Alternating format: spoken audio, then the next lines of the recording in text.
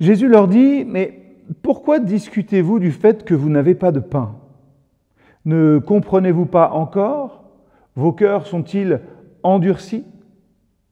On est juste après que Jésus ait nourri 5000 hommes et avec seulement quelques pains et quelques poissons.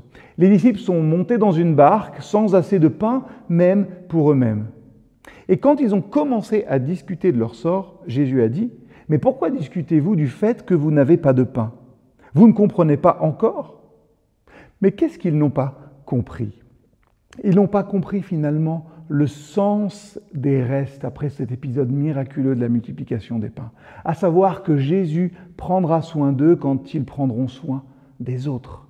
Jésus dit, « Quand j'ai rompu les 5 pains pour les 5000, combien de corbeilles pleines de morceaux avez-vous rapporté ?»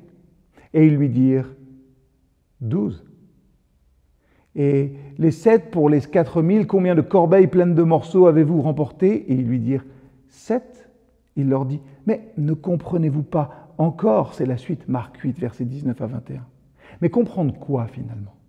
Il faut comprendre la symbolique des restes qui étaient là. Les restes de cette multiplication étaient pour les serveurs. En fait, la première fois, il restait 12 serviteurs et 12 corbeilles. Une corbeille entière pour chaque serviteur. La deuxième fois, il restait 7 corbeilles. 7, c'est le signe, c'est le nombre de la plénitude dans la Bible. Alors qu'est-ce que n'ont pas compris les disciples? Ils n'ont pas compris que Jésus prendrait soin d'eux. Vous ne pouvez pas surpasser Jésus.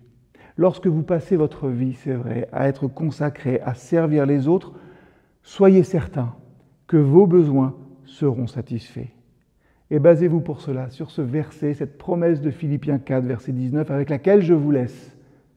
Mon Dieu pourvoira à tous vos besoins, selon sa richesse, avec gloire, en Jésus-Christ. Alors, continuez à servir, continuez à être des chrétiens aimants et consacrés. À bientôt.